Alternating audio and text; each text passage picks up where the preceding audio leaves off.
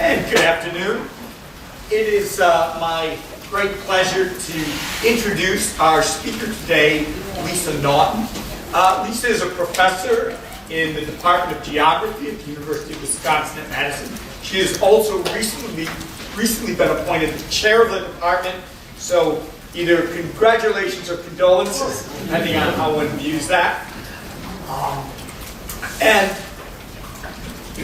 Lisa was an alumna, the undergraduate at the master's level at Wisconsin, and then she did something that I think is really quite nice, which is she spent several years working for various NGOs like the World Resources Institute, the Nature Conservancy, the Wildlife Conservation Society on international conservation issues before pursuing her doctorate in the Department of Wildlife Ecology and Conservation at the University of Florida in Gainesville. And the reason I point out her time with the NGOs is, as I think you will see in her talk, as I know you see in her publications, she has a rare common sense about what works and doesn't work in the way of conservation practice on the ground that I think stems in part from what she learned during those years and her subsequent commitment to making sure that the work she does is deeply grounded in the reality of conservation practice. Lisa was actually a postdoc here in the Woodrow Wilson School in the late 1990s before joining the faculty at the University of Wisconsin. It sometimes seems to me as though she has been almost everywhere and done almost everything with respect to conservation science, but that's a slight exaggeration.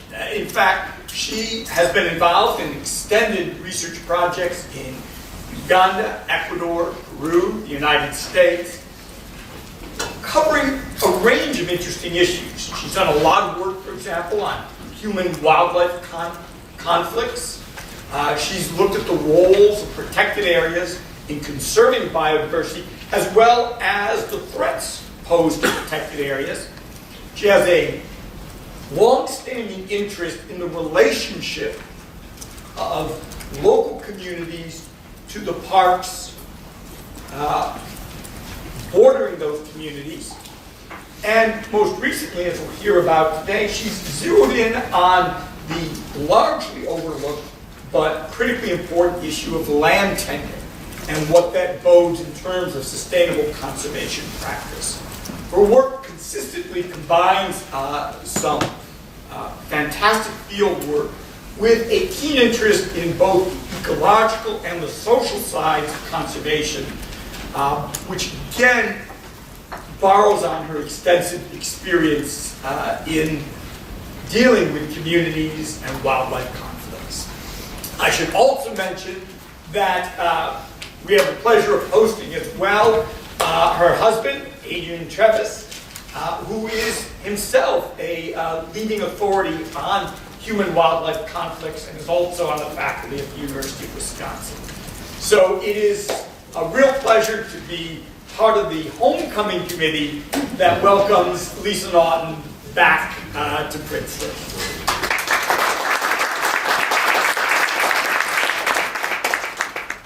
Thanks for that kind introduction. Excuse me.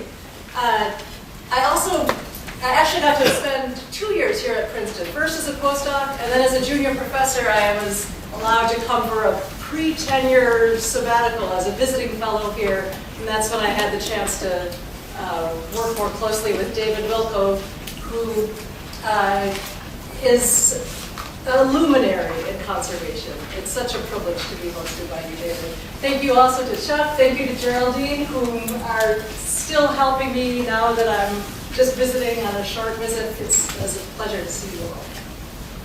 So, you all are awake still, and that's good. I'm going to talk about land tenure, and as the former director of the Land Tenure Center, someone who's talked a lot about land tenure, I am painfully aware that just that phrase seems to put some people to sleep. Land tenure. I hope by the end of my talk you'll realize that it is an exciting, it is a challenging topic. The question of who owns what and with what rights, I would argue, is at the center of our greatest conservation challenges in the tropics. So what I'd like to do today is start with an overture reminding you of some of the reasons why land tenure is such an urgent question, what some of the predictions and beliefs are about the relationship between land tenure and forest conditions. Then turn to a first case study in Ecuador, a site that I was not involved in as a researcher, but rather as a practitioner. I was working with Wildlife Conservation Society to try to help slow a deforestation front in a land insecure area of Ecuador. I'll talk about that. And then the bulk of the talk, the data part, the science part, comes in the second case study from Ecuador, where we actually test in sort of a natural experiment what happens to forests under different kinds of titling regimes. So our world's most biodiverse and carbon-heavy forests tend to be in parts of the world. Here you can see them outlined in dark green, central tropics, basically, where land ownership is often uncertain or contested. So, given the ascendant strength or attention to payment-oriented conservation strategies, this uncertainty presents problems. In short, who is to be paid? If we're going to be paying for carbon or paying for forest conservation, who owns that and who's going to be receiving those benefits, and with what rights, what strength can they guarantee the state of that forest? So land tenure has reemerged as an urgent topic from those who are working in RED initiatives, reducing emissions from degradation of forests and deforestation in the tropics. People are concerned that if we don't look carefully at tenure, there's all too much chance that the poorest folks, the most forest-dependent folks, are going to lose out. They'll somehow lose access to using the land because they don't have a legal claim to it. Someone else is going to be selling the carbon rights out from under them. And the second key concern is efficacy. If whoever the owner is has only a weak claim on that land, how will they be able to deliver or sell what they don't own? So it also raises concerns about whether these projects will even work. But it's not just neoliberal payment-oriented conservation strategies that spark concern about land tenure. It is a central issue for protected area as well, certainly in Latin America. In work I've done with colleagues in Ecuador and Peru, 12 out of 15 of the parks had somewhere between 10 and 20% of their area under some kind of contested land ownership. Same kind of situation in Brazil. Naughton a few years ago published a study on 149 parks in Brazil and said that land tenure conflicts were the #1 obstacle to prohibiting the enforcement of conservation regulations. When park wardens or park guards went out to a park and found someone deforesting and that person had a title in their land, it was difficult to bring that person to court. The sort of that uncertainty, that ambiguity led to environmental regulations being even less likely to be enforced.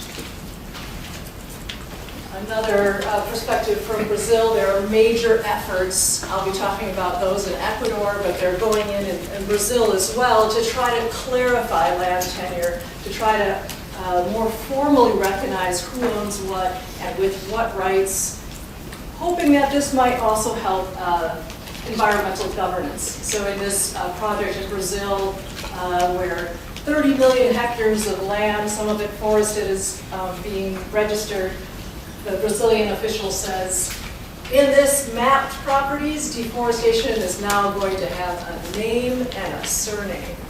So no longer will forests be the land of nobody where nobody is liable. We're going to know who owns what and hold them accountable for saving the forest.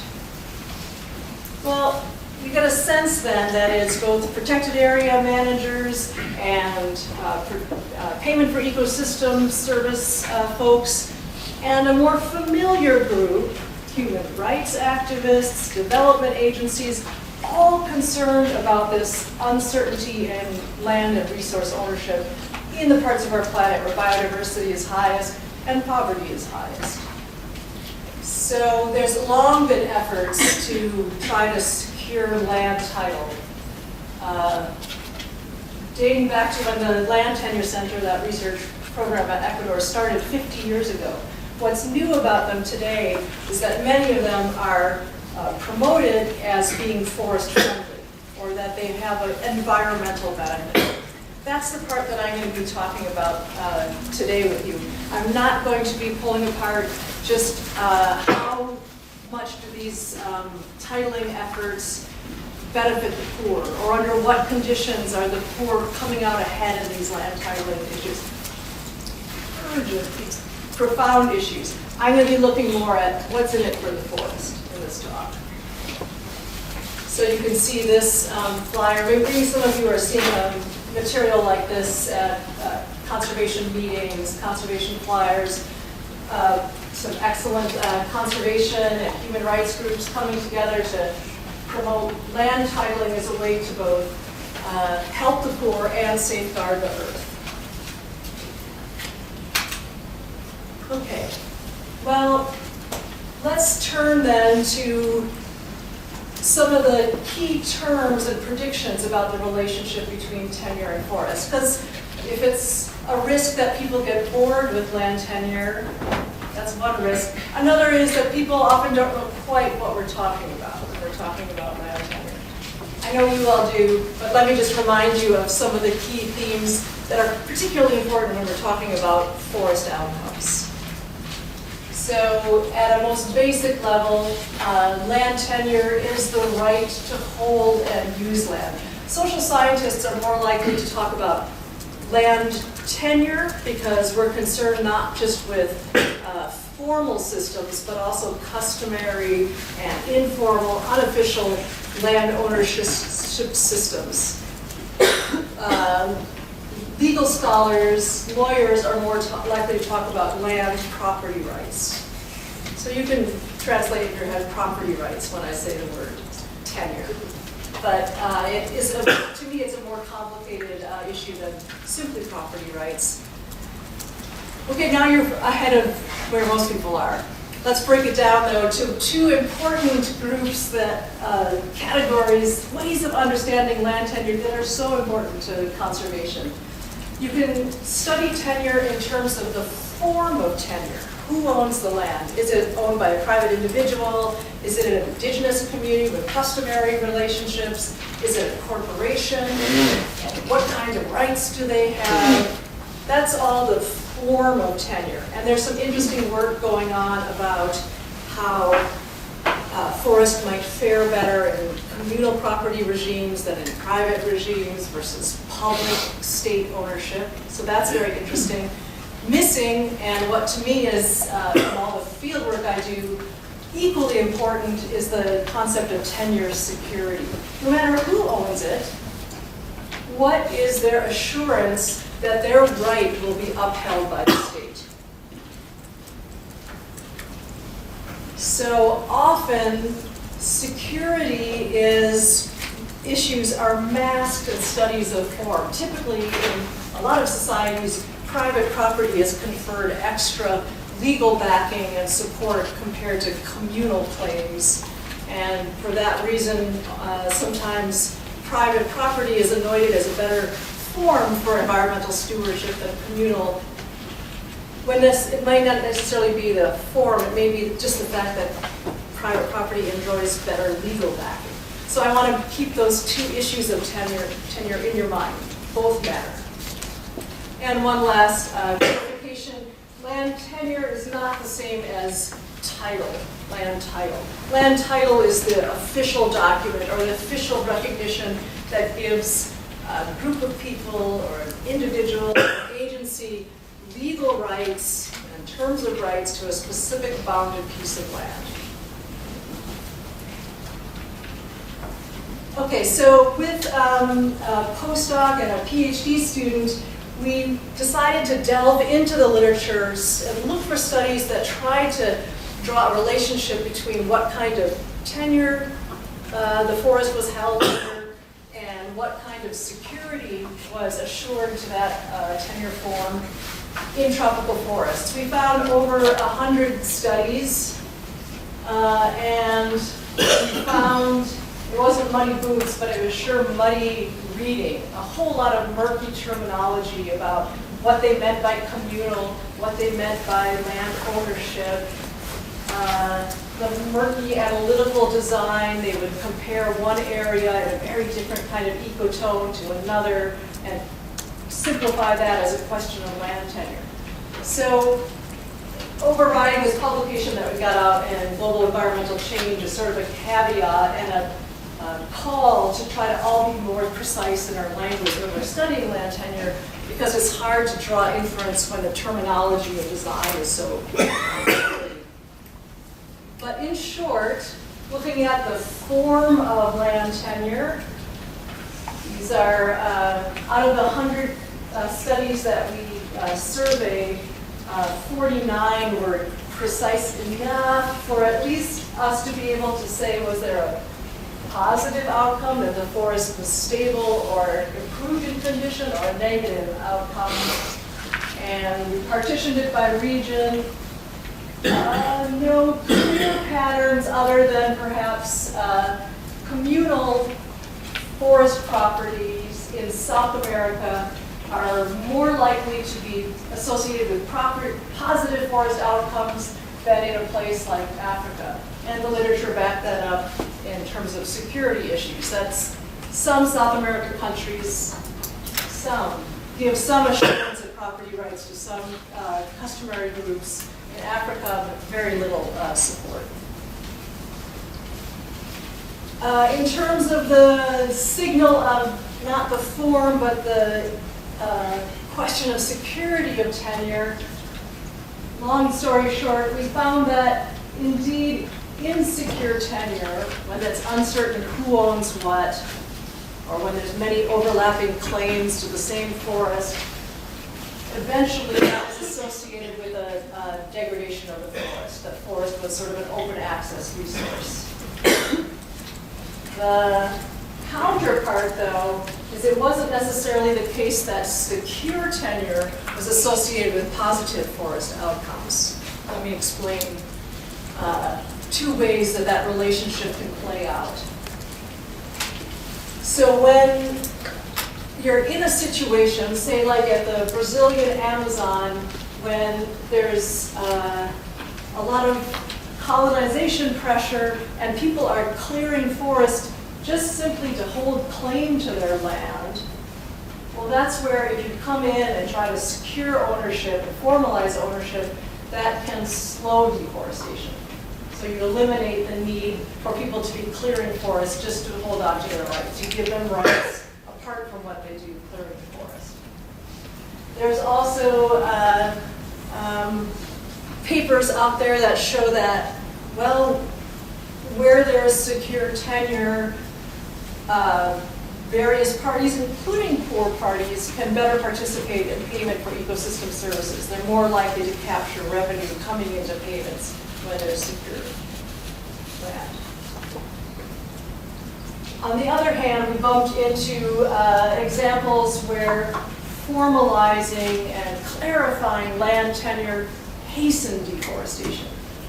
And that was in situations where you had, for example, on the Colombian border region, a major pressure for oil palm production and a highly capitalized land use pressure.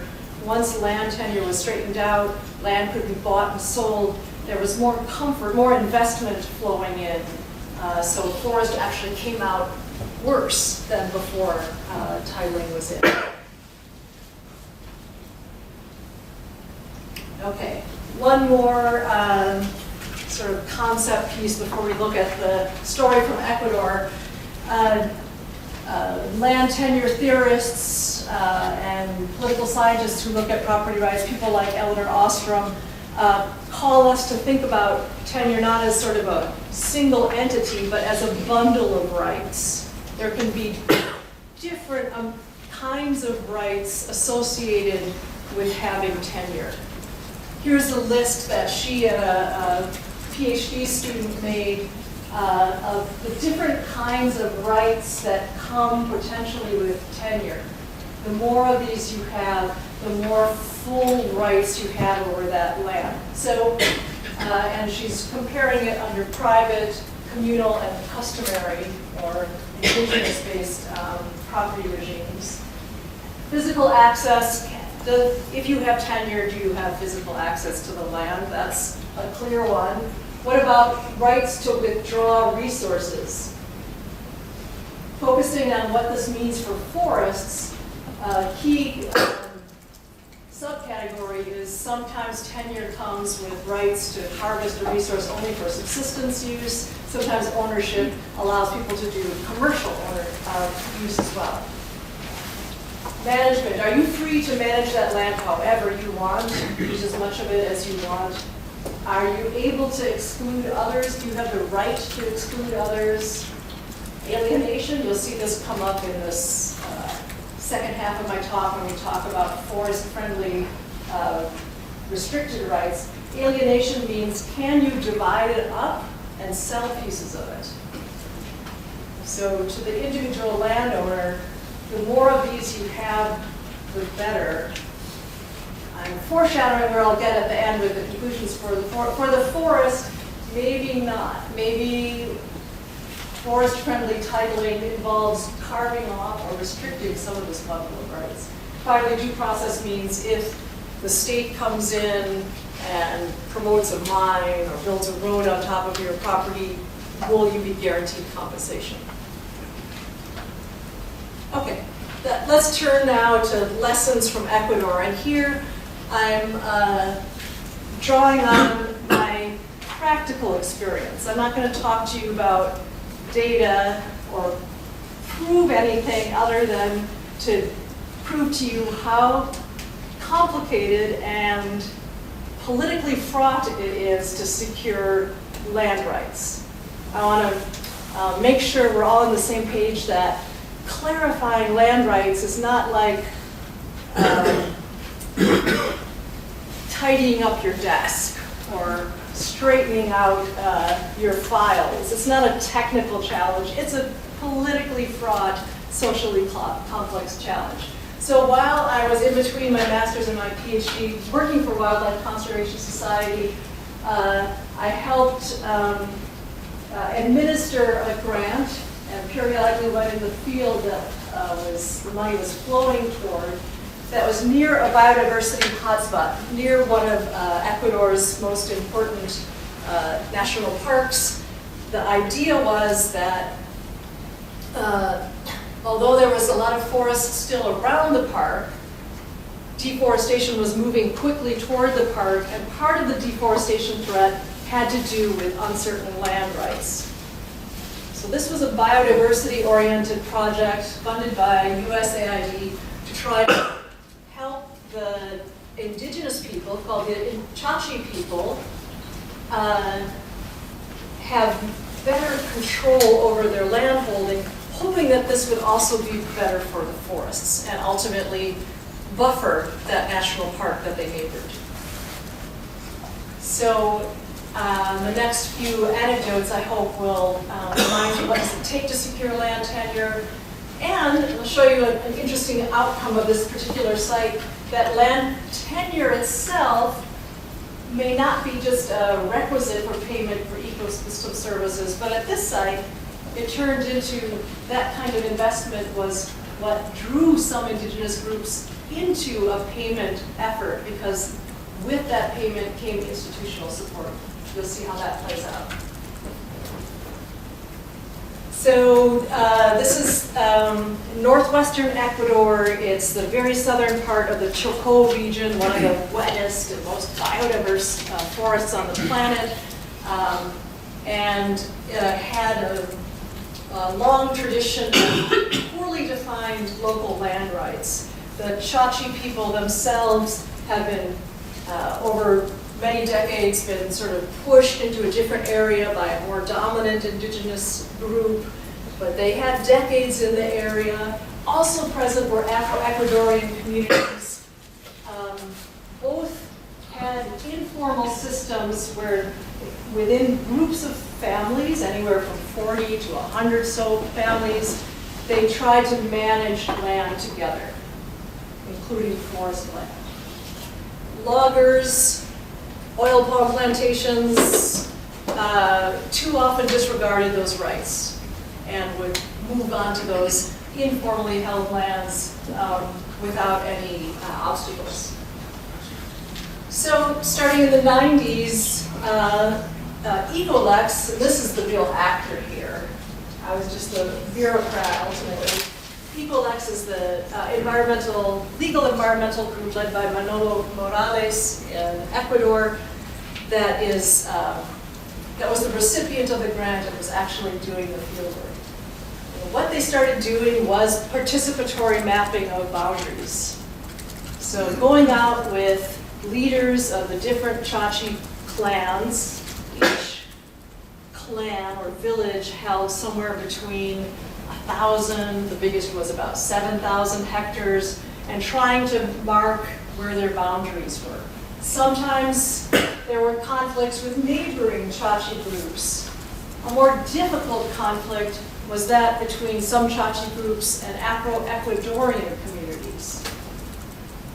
And the Chachi leaders, when the project started, didn't want to go to any meeting with Afro-Ecuadorian communities present because they thought that they didn't deserve land tenure in the same way that Chachi people did.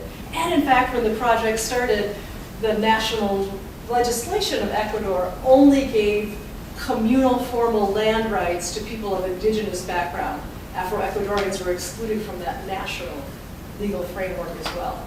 So trying to keep Afro-Ecuadorian communities in the process and delineate Afro-Ecuadorian lands was a serious challenge. There were some cases, I have here perceived territorial competition cases, local deforestation.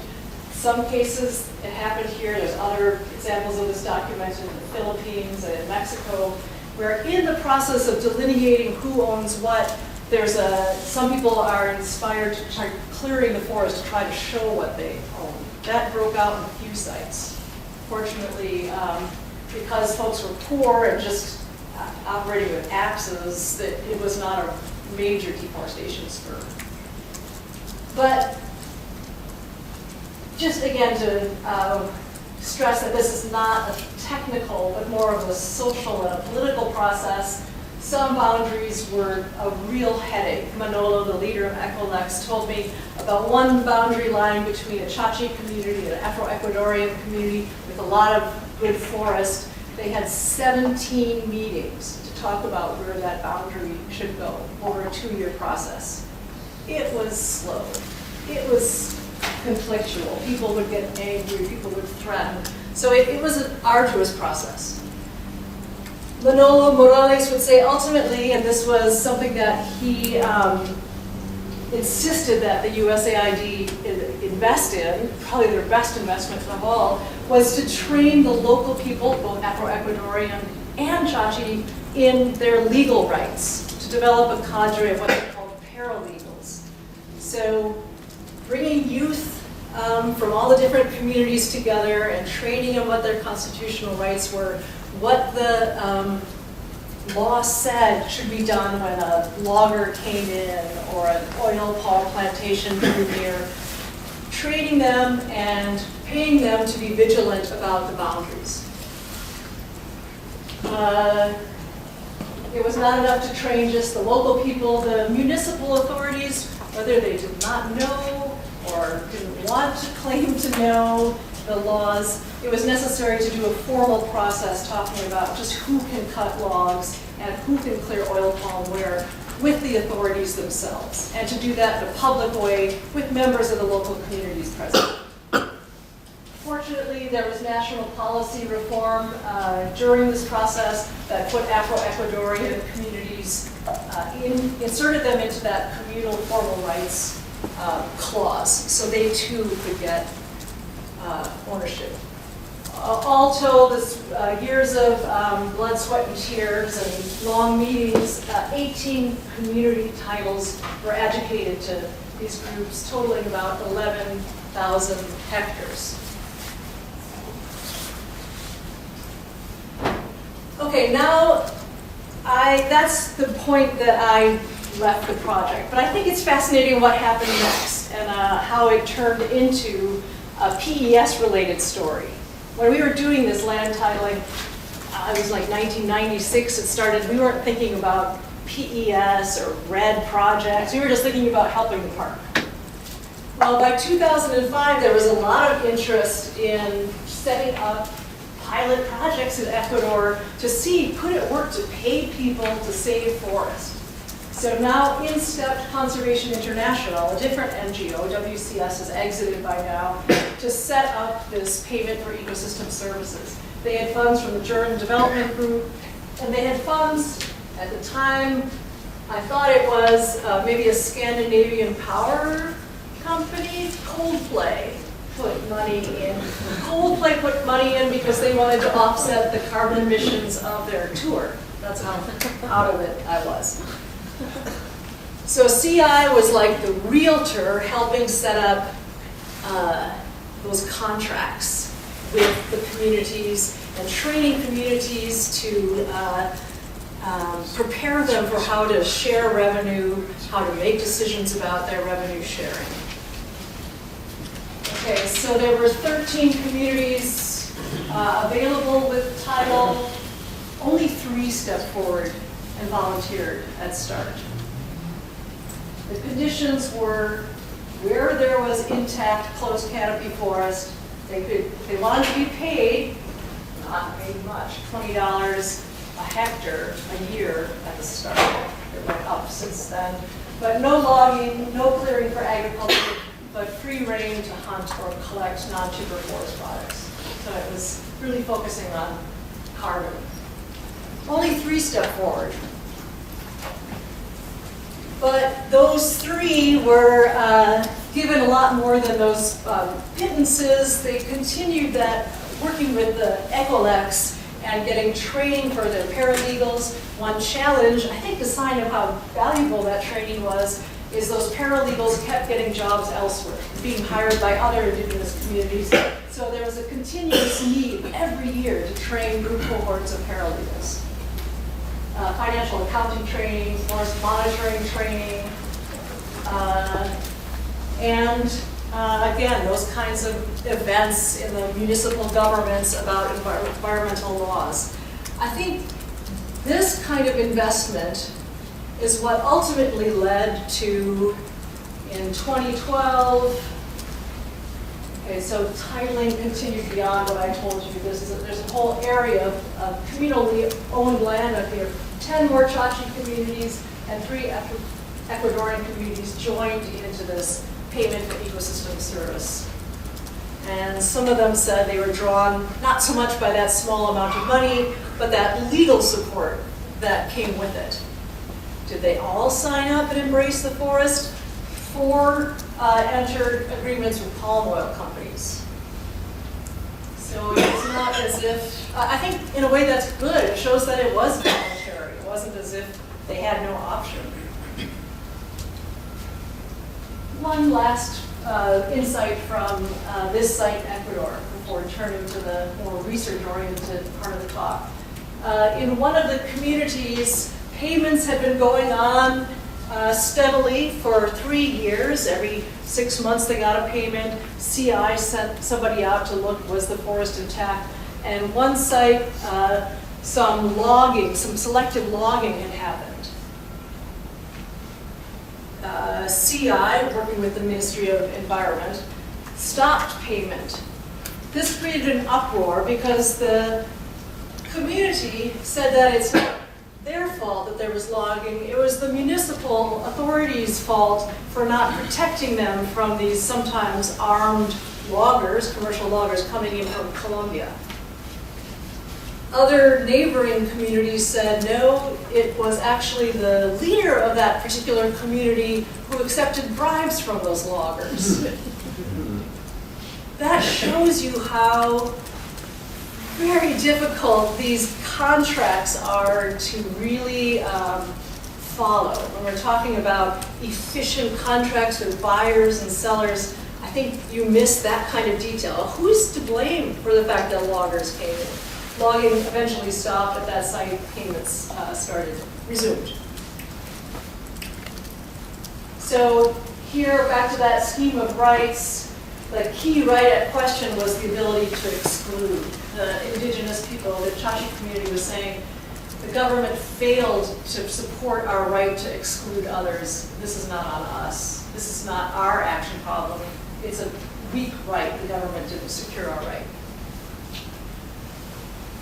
Okay, I need to hurry up and finish this last site. Let's turn to site number 2, where a major titling effort happened around another important national park, this time in the Amazon.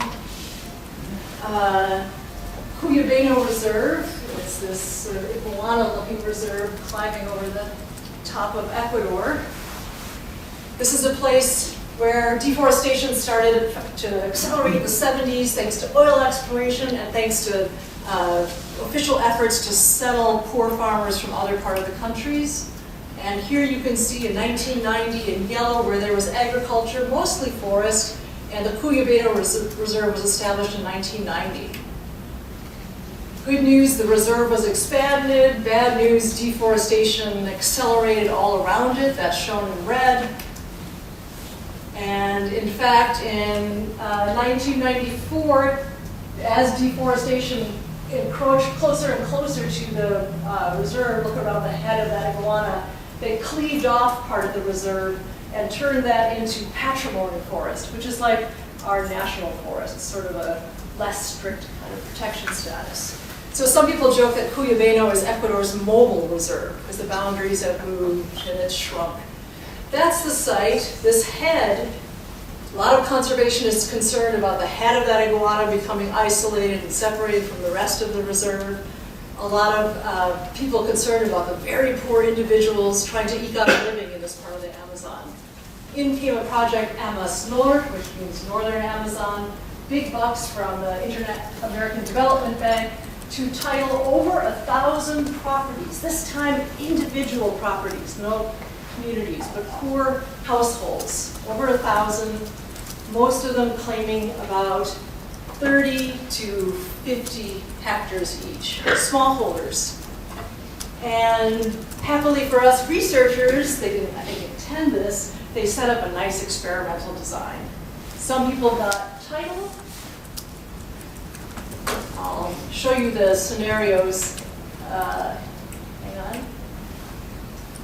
So the 1,100 properties were titled. The treatments, if you will, some of the properties in the region did not participate, opted out, didn't want title. Some received title, but were outside that patrimony forest area, were not anywhere near the park, so they got title with no restrictions. The two other ones that I'm going to look at more closely and compare are those that got title in that patrimony forest were given land title, but a constrained or limited title. And the final group was some who got title, jumped right into a payment for ecosystem service program. So let me just say those restricted rights for those farmers who held land around where that head of the iguana was, that had once been park, but had been pushed now into national forest. To get title, they had to agree to keep 70% of their land in forest. Now, that's what everybody's supposed to do in the patrimony forest. But this was an effort formalizing and saying, we're going to give you legal title, declare your formal presence, but in exchange, you have to sign that you're not going to clear more than 70%. So in essence, they're constraining that farmer's ability to withdraw as many resources or to do whatever she wants with that land. And this turned out to be the kicker.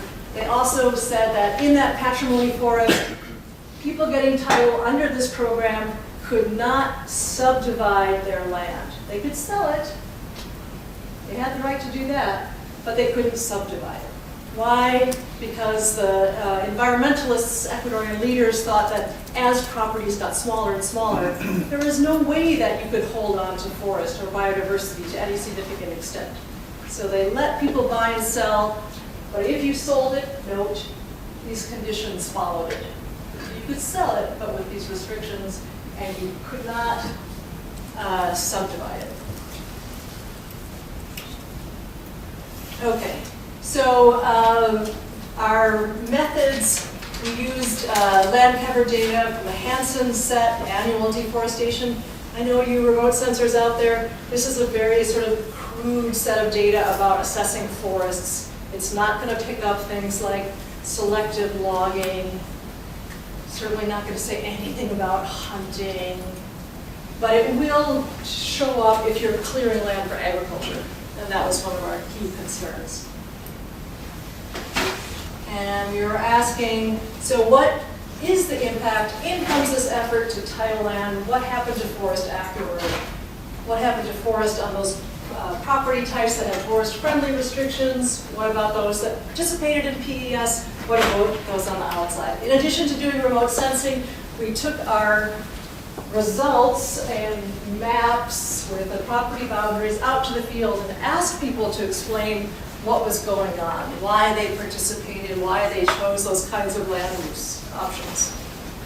Here come the results. So, let me first warn you, like all my work with people in forests and wildlife, the data are messy. Sorry. When Adrian was, Coban had to hear a practice talk of it, and he was saying, darn the truth, that is so messy. Anyway, what you can see here is the percent of forest loss in different categories, which I'll explain over time, 2001 to 2014. First, the good news, that green arrow is pointing to land within the reserve, very little deforestation. What I'm drawing your attention to, though, is that these two lines showing deforestation, that one, those are regional levels of deforestation, far bigger than the project intervention, far bigger than Cuyubeño. In fact, it had other protected areas. So when you see these peaks and troughs bouncing around, particularly when you see this one at 2009 when titles went legal, careful not to say, oh, it must all be driven by this project. There's booms and busts going on with forest use. It's very dynamic in this region, partly having to do with a drop in coffee prices, partly having to do when oil companies laid off a bunch of workers. So rather than try to make conclusions about does deforestation stop or accelerate, the better analytical traction we can get is to comparisons between those different treatments to see where deforestation is faster between those groups. All the time aware that this is a volatile place where deforestation goes up and down for a whole bunch of reasons. Okay, first question, maybe the easiest one. Yes, those people here now are comparing only people in that patrimony forest, only people who got title. We're comparing those who participated in the payment for ecosystem service. There were 114 versus 800 who also got title in patrimony forest but did not. So these are the participants. Their deforestation plunged. So that payment for ecosystem service, I don't have time to go into. There's another paper I can point you to. Why? Maybe part of it is because those lands were not very good for agriculture in the first place. Whatever, we can see the pattern that those with title in the patrimony forest, their deforestation went up and down. Those who were in the payment program slowed it down. Okay, one more key methods point I want to point out is, we all know in this room that the risk of deforestation varies a lot by where you are in the landscape, if you're close to a road or close to a river. In these analyses where we're looking for significance, we used a matching technique. So we would do tidal land in patrimony forest, tidal land in non-patrimony forest, trying to match for proximity to the river, trying to match for road as best we could to try to control some of that noise. So here's the full sample now with the payment for ecosystem service people thrown out of it. No title is in dashed line. Title is in dark line. You can see that before the project, they were sort of bouncing up and down together. And that afterward, I guess this is the good news for titling, land titling, that's the dark line, the deforestation was slower than the non-titled land. That's the whole study site. But here's the cautionary tale, and let me talk you through it because the data are so messy. It depended upon those conditions. Within the patrimony forest, when you dropped out all the people that were outside of patrimony forest and looked at titled land, dark land, untitled land, yes, deforestation slowed on those people who got title in the patrimony forest where they had to sign agreements to not deforest. They deforested slower than their counterparts who did not enter into that contract. On the outside, it was ultimately the reverse. Those people who got title without any restrictions, their deforestation tended to be faster than their counterparts who did not get title. Why is that? Let me just share. This is my last slide. This is a man talking to us in our interviews who got title outside a protected area. When you have a title, they'll give you a loan. This I can say, without title, I would not have so many cacao plantations. He got title, he went got a loan, and he started clearing forest to plant cacao. And there was no restriction on him doing that. So forest, in that case, suffered. Now these other three are folks in the patrimony forest. Yes, they got title, so they liked that. They could open it up to credit, but credit to do what? Because, well, they have to keep 70% of their land in forest. Before the titling program, uncut forest is unwanted. Now we don't even feel like an owner because we can't do what we want on our land. No one can subdivide. What will I leave to my children? This was a big concern. These are poor folks, and really what they have to give their children is land. How are they going to partition it to their children? And then I like this quote revealing, too many restrictions gives you bread and then slaps your hand when you want to eat it. So yes, folks liked the title, but boy, they hated those conditions. So last slide, ultimately I think just like everything else we've been learning in conservation, there are always going to be these trade-offs. Would it be better for that reserve to have no people in there hunting and all the things they're doing? Yeah. Would it be better for the local people to have title and the right to do anything they wanted, including clearing it all for cacao? They'd probably prefer that. Here's this sort of compromise situation. People are allowed to stay, they have formal rights, but they're restricted on what they can do.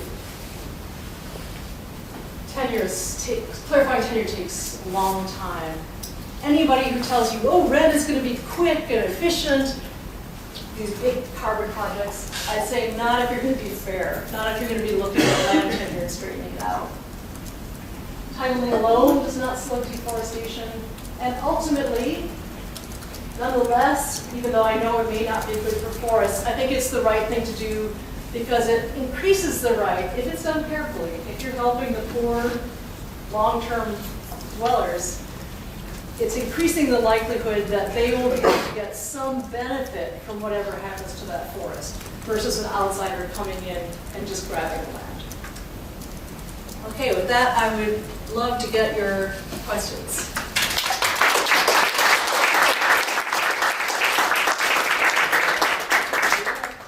Thank you very much. Questions for Lisa? Yeah, thanks for an interesting talk. So especially interested in the last study where you framed it as a natural experiment. It wasn't clear to me whether the treatments, the 4 treatments you described, were actually randomized, or whether people could self-select into whether they applied for title or didn't, or for the restrictions. They were or not If they were not randomized. randomized, then it's No. not an experiment. And for that reason, we had to do really careful matching as best we could to test. Is this because in the patrimony forest, they're actually farther in worse land, and that's what's happening? So we tried to use matching and use difference in differences to show that signal. But wow, randomized, I haven't seen that research opportunity yet, to get 1,000 people and randomly select who gets started. But that's when it's a natural experiment, you can't really control for the Yeah, observable. so maybe I should have put air quotes around the experiment. The fact that there was an intervention with maps and forest before and forest after, that was more traction than usually tenure studies get, this kind of situation. Another question? Thanks for that. Yeah, Susanna. Yeah, very interesting. I was wondering, so your conclusions apply mostly to the individual land, right? And I know that you don't have that much data on the previous part, on the community owned, but your kind of instinct or experience, would you say those conclusions also apply to when the titling is done for communities? I didn't plant that question. The other colleagues are doing this work in other parts of Ecuador where communal land holdings were secured. Not the Chachi. I'm going to try to do that this summer to actually test what happened. Most people say Chachi Forest is doing pretty well. In the southeastern part of Ecuador, where there was a big effort to communally title land, it's made no difference in deforestation rates. So the jury's out as to whether that's helping the forest. I think, again, it's helping lower the risk that those indigenous communities get, co-opted or invaded by someone else. But to say that, okay, now they have title, now they'll take care of their forest. Chachi, it looks like they are. Yeah. In the last study, so we get compensated if you keep it a forest, but what's the difference in what you make if they, let's say, grow cacao or keeping the forest? Is it small, it's order of magnitude? It's small, and most of this land is frankly pretty lousy for agriculture, but maybe a better measure in terms of absolute amounts is that the cacao loan getters living on the outside, they projected that they could pay that back in 3 years. They could get into the black within 3 years of producing cacao. The farmers inside the reserve, which has smaller property, they could also go get a loan to do cacao on their 30% of the land that they're clearing. But they thought that was too small to be able to generate enough money to pay back that loan. Average incomes in this area, $1,100 to $2,100 per year. It's very good. A lot of people have land and work in cities or go work in the oil companies. So land is certainly not their only livelihood. Yeah. So you say land clearing for cacao. So I assume it's sun cacao, not shade-grown cacao. And if is there an opportunity for, under those agreements, to allow shade-grown cacao where they're only clearing the understory and not the canopy? Yeah, that's a great question. Not that I know of so far. The cacao, here's another example of the state, different arms of the state doing different things. So the state is in there titling land and trying to get them to sign up to hold forest and paying them to hold forest and promoting and subsidizing sun cacao on the outside. So there's subsidies going in every direction. So far, it's sun cacao that the Ministry of Agriculture says is the promise for revenue for Ecuador. That's what's being promoted. And softwood timber species as well. Yeah. In that graph about the reserve and the booms and busts of the other two areas, I was just wondering how integrated were each of these places into global markets of timber or whatever? Were the reserves as well integrated as the other places with booms and busts? Yeah, that is such a good question, and we didn't set it up to test that. The closest integration has to do with oil prices, in that when oil prices went up, there were more and more jobs and people actually left their land and went and worked on the oil platforms. And when they were laid off, they would come back and clear forests. So that's a direct link. Coffee prices going up and down. But there's a lot else going on. This area is so close to Colombia that people were pointing out relics of where fumigation of cocoa plants in Colombia had wafted over and destroyed their crops. So all we can do is like point to relative rates and not say much about causal factors, at least in this course study of what's driving deforestation. There are other colleagues working on that. Oil and road, some of the familiar candidates surface. Yeah. You mentioned that the land and the land clearing and subsistence agriculture wasn't really the only source of income for these folks. I know there's been some tension about projects like this as a development mechanism. What was your experience with those communities? Were they interested in other income opportunities, or were they more reticent to change their lifestyles, or did you notice any impacts? That's a good question. Most of the, like so many of the remote plots of the Amazon I go to now, the young adult is not there. It's the like old people like me and the grandchildren out on the farm, and the young people are working, and the people my age are saying, oh, I hope my kid doesn't have to go living here. Do they, when they get, fired from the oil, they do use it as sort of a fallback. It's important to the family, but most young adults are not trying to launch their family's future based on that 40 hectares. Most feel like they couldn't. Well, Lisa, thank you so much Thank for you. a really nice.